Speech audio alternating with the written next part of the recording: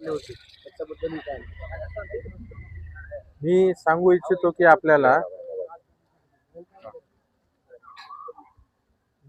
काय विचारलं ह्या जिल्हा ऐतिहासिक परिषदमध्ये विजय झाला, काय सांगा? काय हा हा जो विजय आहे हा सर्वसामान्य जनतेचा शेतकऱ्याचा विजय आहे आणि कार्यकर्त्याचा जे कट्टर मावळे आहेत हा त्यांचा विजय आहे. हे श्रेय सगळं त्यांनाच आहे.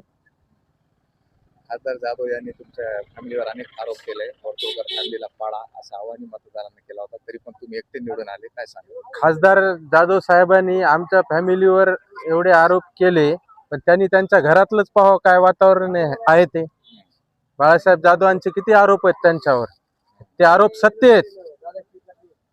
वारंवार असा आरोप करतात खासदार साहेब, काय सांगा? अहो वरपुडकर परिवारामुळेच आजपर्यंत आहेत. किती निवडणुका झाल्या त्यांच्या, पहिल्या विधानसभेपासून प्रत्येक लोकसभेला त्यांचा मी काम केलेलं आहे, आमच्या परिवारानं काम केलेलं आहे वेळोवेळी.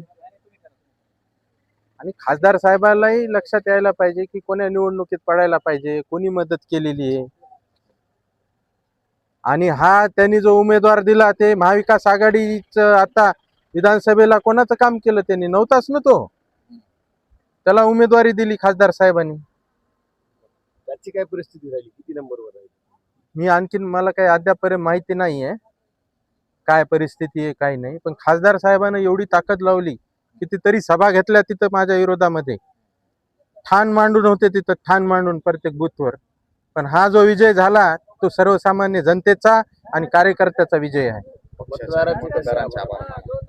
मतदाराचे आभार मी सगळ्यांना आभार मानतो की मला भरघोस प्रचंड बहुमताने निवडून दिलं, त्याबद्दल मी सर्व मतदाराचे आभार मानतो.